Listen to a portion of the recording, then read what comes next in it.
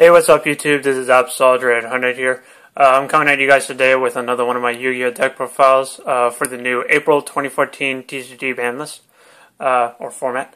But today's deck profile is going to be on my Gravekeeper Beatdown deck, or otherwise known as the Gravekeeper Visionary deck. This is, as I said in my last deck profile on my Chaos Dragons, one of my decks that I'm going to be running for a majority of this format.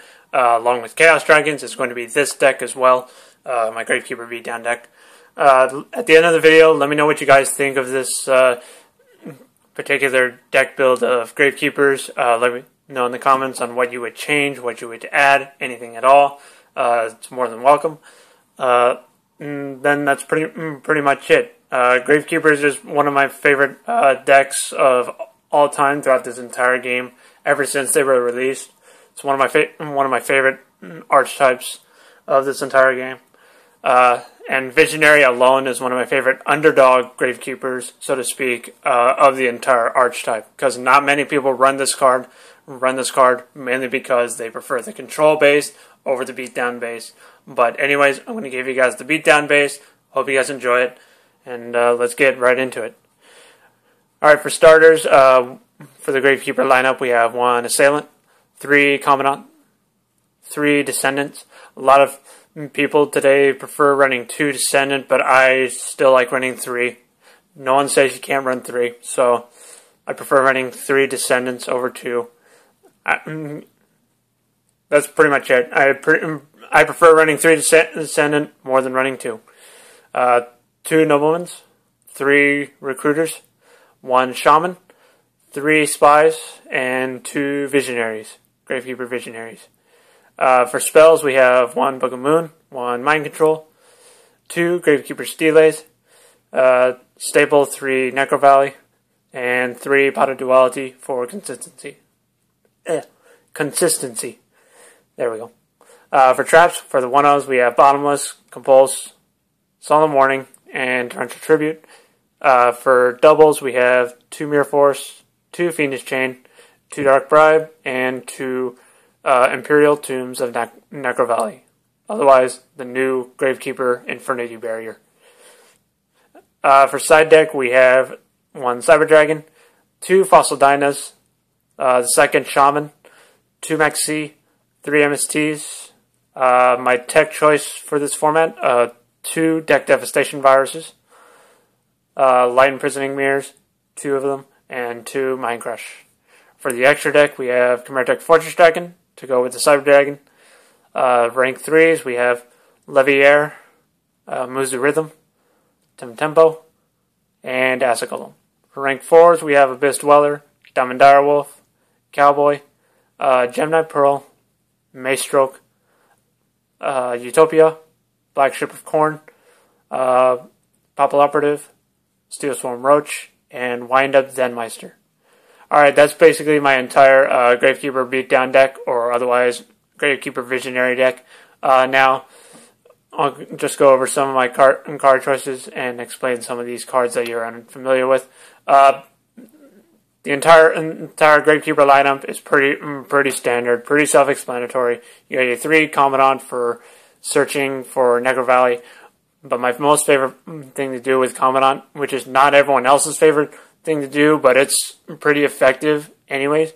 Normal summoning out Grave Commandant with Necrovalley active. It's an instant 2100 monster, and that's pretty awesome in the sense, because if you have multiple Necrovalleys in your hand, or if you have Pot of Duality in your hand and you want to bank on Duality into another Necrovalley instead of using a Commandant, that's pretty much awesome, because you can just then normal summon Commandant, easy 2100, and that's pretty awesome. Descendant, pretty self-explanatory there.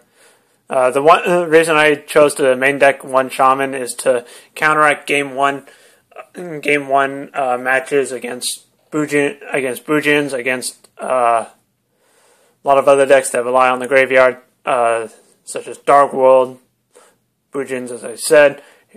Most of the time, Heretics as well, because the Heretic effect always activates in the graveyard upon being tributed. So that's another good example. Also, this card is really effective against Madolches. For those of you that are unaware of where the effect activates in Madolches, that activate, which is return this monster back to the deck and shuffle the deck.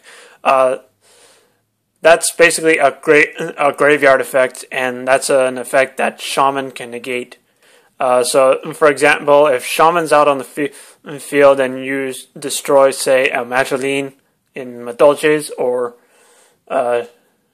any of the other Madolches, if you destroy Mageline, its effect would activate in the graveyard to return itself back to the deck, or if you have Madolche Ticket or Chateau out on the field, you would return it to the hand. But since the effect of Mageline to shuffle back into the deck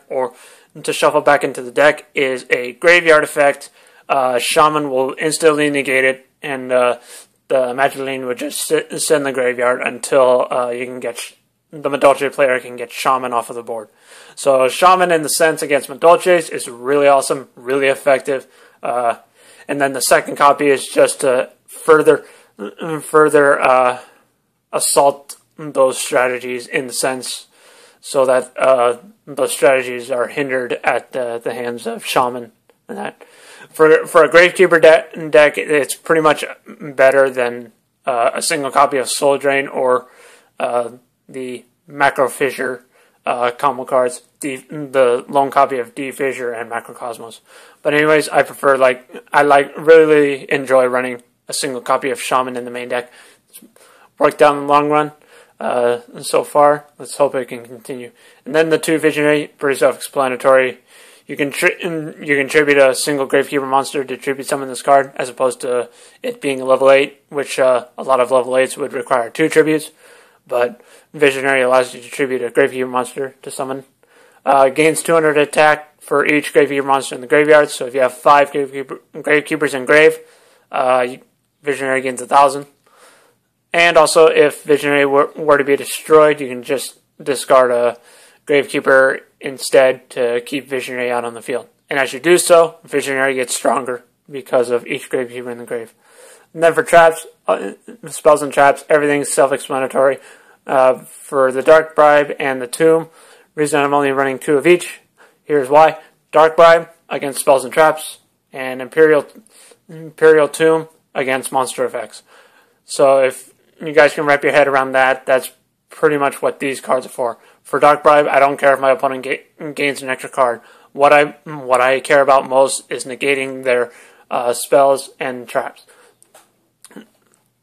And that the same can be said for Imperial Tombs, but I prefer negating monster effects unless the opportunity is there and needed if I wanted to negate a spell or trap as well.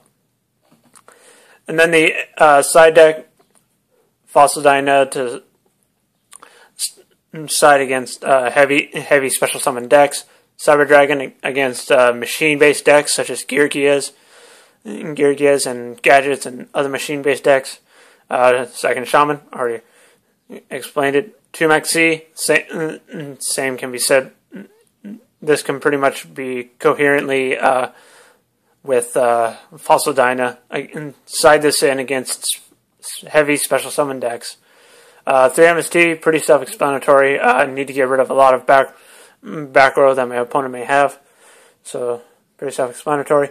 This, one of my favorite tech choices in this side deck. This works against a lot of monsters that are below 1500. Works against Insectors. Works against Raccoons. Works against some of the Mermail decks monsters, because a lot of what they discard is below 1500, so that helps in the long run as well.